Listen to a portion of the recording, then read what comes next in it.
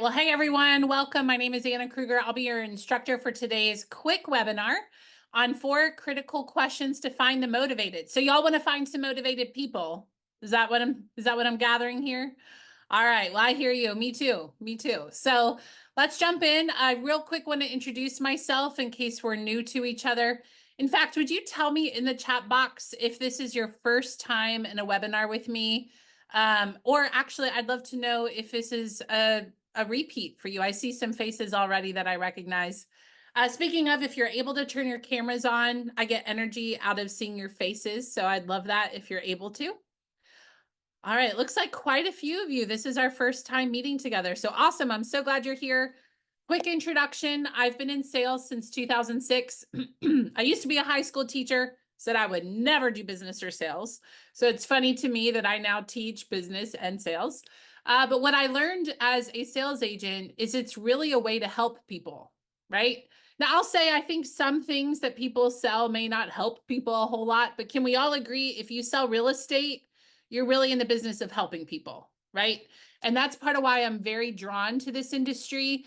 I really feel like, and I'm kind of getting into the training now, actually, but I feel like if you think like a coach or a consultant, you actually tend to be pretty good at real estate sales. So the whole job of a real estate agent, if you want to jot this down, it's not in the slides. This is all just bonus. But to me, the job of a real estate agent is to listen to their story. So my job is to listen to their story and then strategize and educate to help them get what they want. So my job is to listen to their story and then strategize and educate to help them get what they want. So that said, who is the conversation about primarily? It's about them, right? It's because we're listening to their story. So today I'm going to give you some constructs that will help you do that well. There's 4 easy questions that I think make a huge difference in the conversation to make sure you're on the same page with your clients. But I wanted to start with that idea of when we have the mindset of I'm here to help, it really can change the whole game of how we interact with people. Rodrigo, can you give me access to share real quick? All right. 1 second, guys. And I'm going to apologize in advance. I keep clearing my throat. I'm coughing. I'm about 3 weeks into pneumonia, doing much, much, much, much better. But I am probably going to cough, and I apologize. I'm just going to put a blanket apology out there. So I'm sure you'll be understanding. And make sure you take deep breaths. Do not get pneumonia. I do not recommend. So make sure you take deep breaths, okay? All right, so let's go ahead and jump in. Today, we're going to talk through 4 critical questions to find the motivated. Then I'm going to show you a quick look at a new program that we just released. It's actually coming out next week, so I'll give you a quick preview of what that is. And then at the very end, we'll open it up for questions. So if you have a question as we go, throw it into the chat box. I'll keep my eye on there. We'll cover the majority of the questions at the end. So let's go ahead and jump in. So the first thing that you want to do, and this is before the 4 critical questions. So this is something that you would want to do before you ask the series of 4 questions, is you first want to find their personal motivation. Now, when I say motivation, I don't mean timeline. I don't mean a one-word answer. What I mean is, what is the emotional reason this person is moving? You will typically find this by asking open-ended questions. Now, an open-ended question, you all probably know this, but it's a question that is going to invite them to use lots of words, not a yes or no, okay? So an example that I'll give you that I like to use is, hey, Ryan, moving is a lot of work. What has you thinking about it? And the reason that's one of my favorite questions is they're not typically expecting a realtor to acknowledge that moving is a lot of work, right? So I think it immediately puts us on a level where we're together, and it lets them know I'm human. I don't like to move, and I'm a real estate agent. And I find that they tend to go a lot deeper faster. So I've just noticed that as I ask that particular question, moving is a lot of work. What has you thinking about it? They tend to cut to the chase a lot faster and skip through all the fluff. So that's why I like that particular question.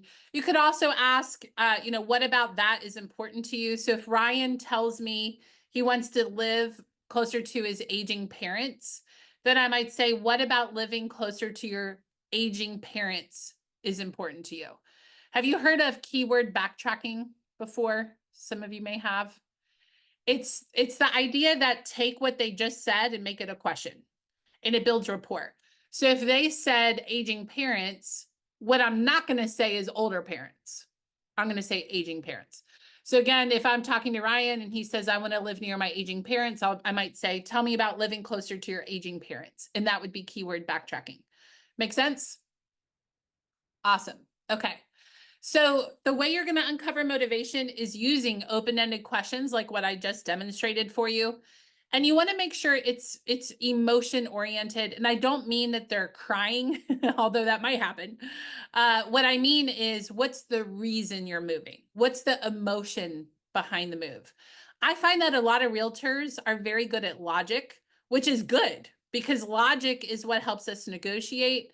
Logic is what helps us overcome objections.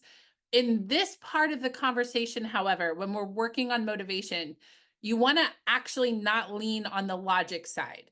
We want to spend about 3 minutes, and we've timed it. It takes about 3 minutes to really dig in and get motivation, really on the why behind why they want to move. So if someone tells me I want a 3-bedroom, 2-bath house, the logic part might say, where do you want it to be? And 1 or 2 story, that's logic. Emotion would be what makes you want a 2 or 3-bedroom house. See the difference?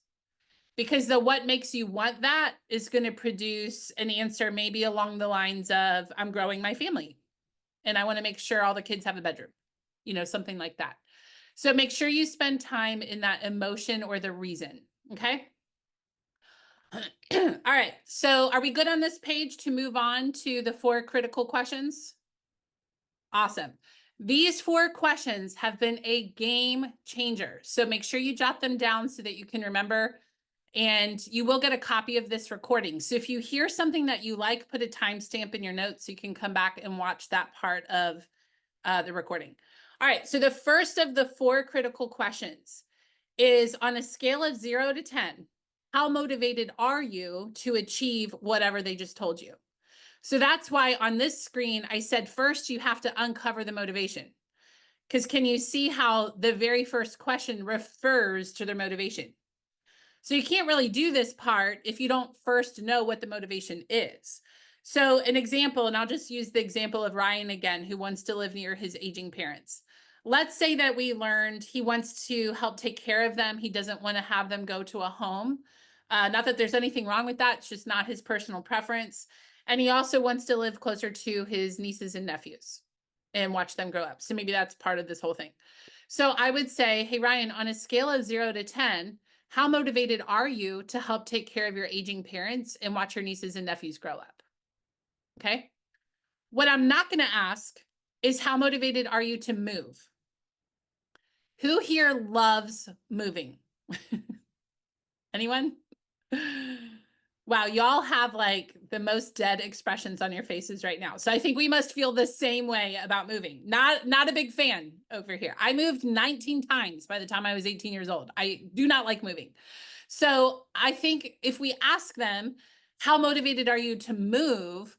That's not really the best question, right? It's because most people don't actually want the process of moving. So we want to make it about their motivation. Now, a couple key points that you'll see on the screen is the number is relative. What I mean by that is, say that, Charisse would say a 5 and Danny would say an 8, but they actually feel exactly the same way. So the number, what I've learned in doing this is the number can vary wildly, and it's not even the best accurate picture of their motivation. So here's why we're asking. Okay, I'm going to give you an analogy. Years ago, my mom was a cancer patient.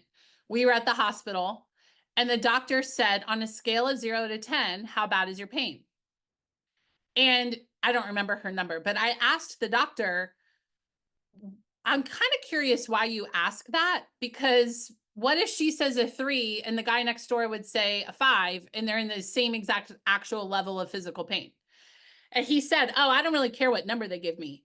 All I'm looking for is a baseline so that I know the next time I ask, is it higher or lower? Got it? So I've had it before where I'll say, hey, Lacey, on a scale of 0 to 10, how motivated are you to live near the beach and scuba dive all the time? And she might say a 3, and I would get judgmental in my head, and she would end up buying a house. So don't judge the number, just whatever they say. Okay, great. And I've got that on the slide as well. Don't judge the number that you hear. So again, number 1, on a scale of 0 to 10, how motivated are you to, and then fill in whatever you learned about them, because it's about them and about their motivation. Keep judgment out of your tone. So if they say a 1, okay, great. Sounds good. Thanks for telling me, whatever it is. All right, number 2, what makes it that number? This is actually my favorite question out of the 4. What makes it that number?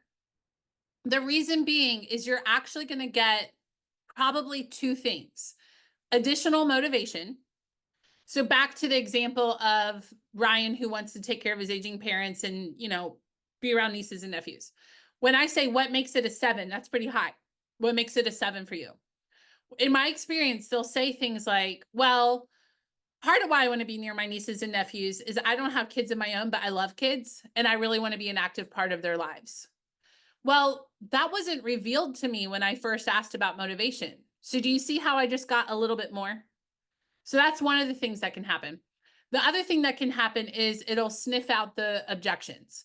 So I'm not asking, what are all the reasons you don't want to move? But I'm basically asking that. So when I say, what makes it a 7, they usually say, well, more motivation here. I don't have kids. I want to watch my nieces and nephews grow up. But what's holding me back from being a 10 is I want to make sure that I can afford the next payment. I'm worried about interest rates. So they naturally kind of just spill out more motivation and or more objections. Now, here's the challenge. This is a big, big, big challenge. Because a lot of us are logical, and I think logic is a wonderful thing, but not when we're trying to understand motivation. What I found difficult was I would hear things that were misperceptions. So maybe I would hear someone say, I'm a 7 because I really want to move, but I'm a first-time home buyer and I do not have 20% down. It's going to be years before I have that. So I want to move, but I don't think I can. Now, can we all just agree that's a misperception, right? They probably, if they're a first-time home buyer, they probably don't need 20% down. But here's the challenge. If I interrupt the 4 questions to solve it, it's not going to let me isolate all objections. And you'll see what I mean as I keep going. I think as you see the next questions, you'll get what I'm saying. But have you ever set an appointment with someone and you felt like you were on the same page? They're really excited that this is going to be a good one. And then they completely drop off the face of the earth and you wonder to yourself, what in the world happened? That is usually a sign that there was some other objection that we never uncovered. So what can happen is we can hear in the question number 2, maybe a misperception. They think they need 20% down in their first-time homebuyer. It's going to be a challenge to not just start solving it. But what I want you to do instead is maybe write down in your notes, come back to 20%, but just actually keep going. So, all right, what makes it that number? And again, just keep going no matter what they say. Okay, great. So then you're going to move on to question number 3. What would need to happen for it to be a 10? And maybe they say, well, I just need 20% down. Okay, great. Sometimes I'll word this a little differently. I will still always ask what would need to happen for it to be a 10. But sometimes I'll say, I think I know based off what you just said, Charisse, what you're going to tell me, but what would need to happen for it to be a 10? So Charisse just said in question 2, I'm a 7 because I don't have 20% down and I'm a first-time home buyer. It's going to take forever. Then I would say, okay, Charisse, thanks for telling me what, I think I know what you'll say based off your answer, but what would need to happen for you to be a 10? Well, I need 20%. Okay. Sometimes it's the same thing. Other times it's something that I wouldn't have thought of, right? Like maybe it's, I want to move, but I need to get my husband on the same page. I'm a 7 because my husband doesn't want to move. Okay. Well, what would need to happen for it to be a 10? Well, we would need to find a house on the waterfront. If we found a house on the waterfront, then my husband would move. So do you see how I'm basically asking them, how do I fix the objection you told me in question number 2? How do I fix it? In your mind, what needs to happen to fix it? But I'm not wording it that way. It's just what would need to happen for it to be a 10. Now, based off their answer, it will help me figure out, can I actually help this person? Sometimes I'll find out, they might say I'm a 2, and I'll say, okay, what makes it a 2? And I find out, well, they just filed bankruptcy. Okay. All right. Well, what would need to happen for you to be a 10? By the way, still ask, because maybe they have a relative or maybe they have another way to finance a home. You don't know. And they might say, honestly, I think I'm just gonna have to wait until this falls off my credit report. And I would agree, unless they have somebody that would be willing to help them buy a home or something like, that you can get creative. But sometimes you'll agree, and that's part of the point of the questions. The point of the questions is to find the motivated, right? So by doing the series of questions, I'm going to figure out who can and who can't. So I might realize I agree with them. Actually, I can't help them based off whatever they've just told me. I also put a note here. You might ask what would need to happen for you to stay a 10, because some people out of the gate will say, oh, I'm a 10 plus. By the way, I get a little skeptical of those people. Have you ever noticed sometimes the people who are the most excited are the ones who flake out and drop off? So I kind of dig into that. So if I ask Samantha, what number are you? And she says a 10. I'm like, a 10? Wow, that's awesome. I'm so glad you're so happy. What makes it a 10 for you? And then what would need to happen for it to stay a 10? And sometimes stuff will flush out that I'll realize they're saying they're a 10, but when I said what would need to happen to stay a 10, that's where she's saying her husband's not on the same page. You see what I mean? So it's amazing the things that you can find out by asking these questions. All right, let me give you the 4th and final question. This is a confirming question, and it's going to help decrease the likelihood that they're not going to show up or that they'll drop off the face of the earth. So basically what I'm doing in number 4 is summarizing everything. So what I would say is, all right, Sharice, so I think what you're telling me is if we can get your husband on the same page, you would be a 10. Is that right? Okay, awesome. I look at number 4 kind of like, what are my marching orders? Like if I was being really, really, really, really direct, question 1 would be, okay, are you serious or are you not? Okay. Number 2 would be, are you sure? Number 3 would be, all right, what do I got to do to get you to buy a house or sell a house? And then number 4 would be, if I did that, you're not going to flake out, right? That's basically what these questions are, but we're wording this in such a way that it's very rapport building, and it tells us what are the motivations, what are the objections, and then I'm basically asking them, what do I need to do in order for you to take the next step? Okay. So from the top, it would sound just like this. On a scale of 0 to 10, how motivated are you to get XYZ? Awesome. What makes it that number? What would need to happen for it to be a 10 or stay 10? And then, all right, I think what I'm hearing you say is if I did XYZ, you would be a 10 and ready to move. Is that right? Okay, awesome. Let's see what we need to do. And that would be my transition out, would be let's see what we need to do to make it happen. And now I'll go into the logic part. And that's where I would pull out my pre-screening sheet, buyer or seller, and just start asking them all the questions. When do you want to be there? What's your price range? All of those things. So I want to go to questions in just a minute, but give me like a thumbs up, a thumbs down, sideways if you're not quite sure, if you have questions. How are we doing with today's content? Good. This is pretty powerful. So again, spend 3 minutes uncovering their motivation. And we're not training that particular thing today, but we have trained on that in the past, and we cover that in the program in depth. So if you're wondering, how do I spend 3 minutes just on motivation? Just know we have resources for you. Okay. So 3 minutes on motivation, then you use the 4 questions, and that should give you a really healthy picture of where this person is. So let's talk through where you can learn more like this, and then we'll do our Q&A. We just actually are launching a brand new program next week. It's on Wednesday, so only 6 days from now. And you might have heard of a program called Mega Lead Conversion. We actually just completely revamped that program. So on the screen, you can see what it used to be. And basically what it was 3 hours a month of content. Similar to this, except it was an hour long every time we met. So we had twice as much time, 3 times a month. What it is now, you can see there's quite a bit of a difference. We've taken client surveys, we've gotten feedback, we've paid attention to what's going on in the market, and we've completely overhauled the program. And have you ever maybe overhauled your listing presentation and you felt really proud of it? Anybody? That's how I feel right now. I feel very proud of this, not in an arrogant way. It's more like this just feels really good because I know it's going to help. So what we have now is instead of 3 hours a month, we have 6 hours plus a month.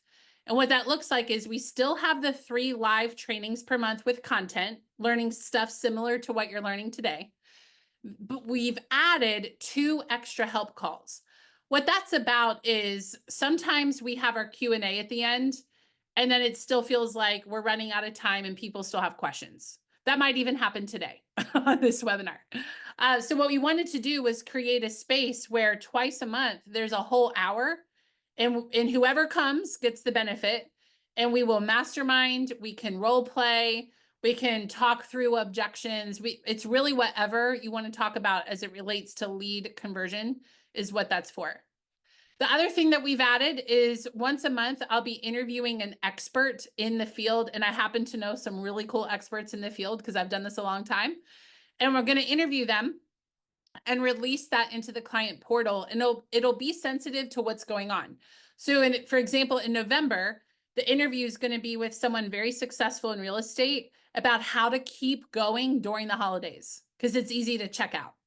So that's going to be the expert interview topic. On top of all of that, I'm going to release on-demand content depending on what's going on. So I don't know what the content will be for February, for example, because I don't know what the market's going to be in February. So that content is going to be released on demand. I was actually recording some right before this webinar, and it's going to be sensitive to the market of what's going on. So you've got 3 hours of training, an expert interview, 2 hours of extra help, plus on-demand content as things arise. What you're looking at is $197 a month for 6 months. It's a 6-month program. For most people, one closing would earn you 8+ ROI, 8+ times ROI. Or if you want to pay up front, you can save 10%. Okay. If you want more detail, and then we're going to go to Q&A. If you want more detail, go to megaleadconversion.com. It'll bring you to this page right here. You can see the 2 sign-up options. And my favorite part of this page, you got to scroll down a bit, but see where it says schedule and topics.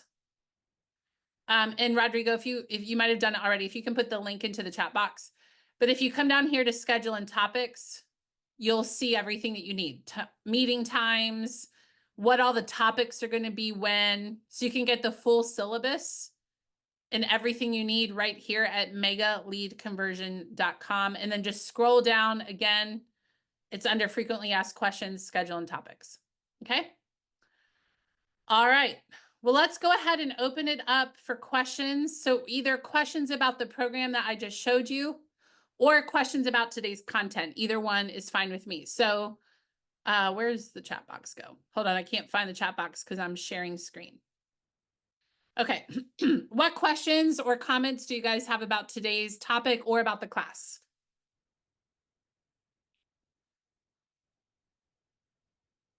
Y'all look so serious. There we go. Now I see some smiles. I don't usually do a training at 3:30 in the afternoon Eastern time. And my takeaway from today is maybe I should go back to my 2 o'clock spot because they smile a lot.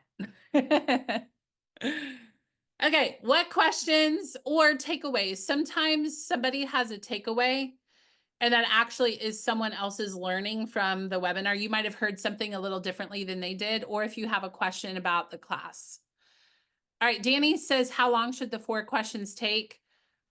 Yeah, so 3 minutes to dig up motivation before the questions. Once you do the questions, there's not really a right or wrong, but typically to ask the questions, I mean, maybe 2 minutes, maybe. It depends how much they answer you, right? So if you have someone who's really ready to go, they might say, I'm a 10.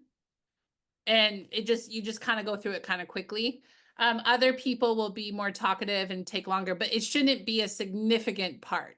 I kind of look at it like motivation takes 3 minutes, and the 4 questions are like the wrap up to that.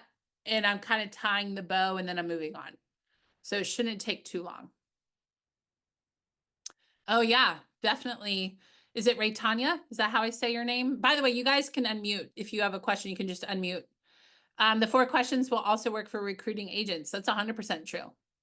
Yeah. So on a scale of 0 to 10, this could work for anything. If you have a child, a teenager, and they want to go to their friend's house this weekend, on a scale of 0 to 10, how motivated are you to go to John's house this weekend? Okay. What would need to happen for you to be a 10? There you go. Ryan says, would you use these questions for an expired lead? Absolutely. I would use it at the very beginning of the conversation. An expired, that's a lead source. Gosh, 10 years ago, that accounted for probably 50% of my business. Loved calling them. And so I would not do it after an agreement for an appointment. This part of the questions, the point is, should I make an appointment with them? So Ryan, I kind of look at it like, is this someone that has earned a spot in the calendar, honestly? Because I don't want to put people in the calendar that aren't actually ready. And I don't want to put people in the calendar that are going to not show up, or they're going to show up, but maybe not be qualified or have a million objections that I didn't know about. So I look at it like, this is how you get into the calendar, is going through the 4 questions. So again, we do a much deeper dive in, there's a lot to it that there's just not time for today. And that's why there's a program. We go into all of what's the order of a conversation. What do you need to know before you set an appointment? How do you set an appointment that actually shows up? Things like that. I'm not sure how to say your name. Is it Sammer? After getting the motivation question, I would get the price, location, and after all that. Pretty much, yeah. So again, there's a whole system around the conversation, but really you get motivation first. And once you determine, I mean, if they're not motivated, don't waste your time continuing, right? But if they are motivated, I would transition out of all that and say, okay, really the next step is to learn a little bit more so I know how to help you. And I would go into the pre-screening questions like location, price, stuff like that. Oh, Major asked a great question. What time will the weekly sessions begin? It's 3:30 to 4:30 Eastern, and we do record. So we've had a lot of students that have never shown up live because of like they live in Hawaii, or we've even had people from South Africa show up. But we record. So if that time doesn't work for you, it's no problem. Just catch the recording. I'm currently in an online class right now. I live in the area where Hurricane Helene came through, and I just got internet back last week, actually. I've missed the whole class. So I'm doing the same thing. I'm just watching all the recordings, and it's awesome. It doesn't matter that I've missed the live class. So I, as a student, know what it's like to watch the recordings, and it's fine. Okay. Jody says, what if somebody answers a low number and the reason for not being a 10 is something you can help with? At that point, then I would make sure I go through all 4 questions. So Jody, what I'm hearing you say is if I did X, you would be a 10. Okay, awesome. The good news is I can help you with that. And that's when I would then go into solving. Okay. Okay. Wesley, I'm glad you like the questions. I'm so glad. Oh, I'm so glad. You guys are putting some nice stuff in the chat box. You're welcome. Join me in class. There's so much more. My passion is coming from, I know what it's like to not be succeeding in sales. It doesn't feel good emotionally. It also does not feel good for the bank account. And also it doesn't serve our community, right? We want to make sure we're serving our community well. And that's where my passion comes from for the class. I love it. Number 3 says, what would need to happen instead of what do I need to do? Yes, 100%. The questions are crafted very intentionally. It's very intentional the way that they're worded. Oh, Jody says, if you can't help. Yeah, Jody, if you discover I can't help solve this, then I would just talk to them about it. So if question 4 is, so what I'm hearing you say is we have to have whatever impossible thing happen and you would be a 10. Is that right? Okay, great. I'm so glad that you told me. And then I would just share whatever the reality is, or I might agree. I might say, you know what, you're 100% right, Jody. At this point in time, it may not be the right time for you to buy a house. And that's okay too. I think it is laughable how many people can tell us no in a day and we can still be really successful in real estate. Have you ever thought about that before? Like a really good day in real estate is 1 or 2 people saying yes to you, which is laughable. So it's okay. If you talk to someone, Jody, and you can't fix it, great. Add them to your pipeline. One of the most rewarding people I've ever helped, and it was a very low price point. So financially, it wasn't super rewarding, but emotionally, it was one of the most rewarding transactions I've ever had. When I first talked to her, she was in very bad financial situation and she committed to working on improving her credit. And we've all talked with those people, right? And some of them you just never hear from again. Well, this person, we just kept up with her and she kept working on her credit. And man, when she bought a house, I was in tears. I mean, it was so emotional because I saw how hard she worked on it for all that time. So if you talk to someone and they can't be helped just yet, that's okay. Just keep up with them. And eventually the day will come that they can. That's why we build our pipeline. That's why it's called a pipeline, so that's completely fine. Is the course material now different? Oh, Joy. Yeah. Hey, Joy. Good to see you. Yeah. So some of the content's the same because if it works, we don't want to change it. But we've also added things, Joy, to be sensitive to the market, like how to build value, because that's a big thing right now. With this agents, I've always taught that you should get agency signature, but I'm realizing how much work we have to do on knowing how to build our value. So Joy, what I would say is go to megaleadconversion.com and look at the schedule and topics and read through, and you'll see what's the same, what's different. And then if you decide to take it, message me, because since you're alumni, just shoot me a message so I can help you. We have a lot of alumni. I've actually, gosh, I would say probably 30% of who's enrolled right now are alumni taking it. And I've asked, like, why are you retaking the class? Also awesome, but I'm just curious. And they've said I need a refresher, or it's been a while, or I got lazy and I just need to re-up my skill. So there's actually quite a few alumni. Good. Awesome. Okay, we are like 3 minutes over, and I think I answered all of the questions. So who will I see in class? I'm so curious. Awesome. Wesley, yay. Lucy, awesome. Good. All right, go to megaleadconversion.com. If you know you're going to sign up, if you would go ahead and sign up today, just for practical reasons on our end, it'll help us get your client portal all ready and good to go. Last minute's okay too. But on the ops side, I like to keep them happy. So sooner is better if you know you're going to do it. Yeah, Joy, if you have a new ISA to send, yeah, just message me too, since you're alumni, and there's a different process for you to sign up. Awesome. All right, guys, we'll use the 4 questions, and then I would be so delighted to have you in class. There's so much more that I want to give you. And the reason the class is 6 months long is when we sat down and thought through what are all the things that we wish we knew to help us be excellent in sales. Like if we could go back to the beginning and know what we know now, what do we wish we had known? And that's how it became a 6-month program. We didn't sit down and think, let's write a 6-month program.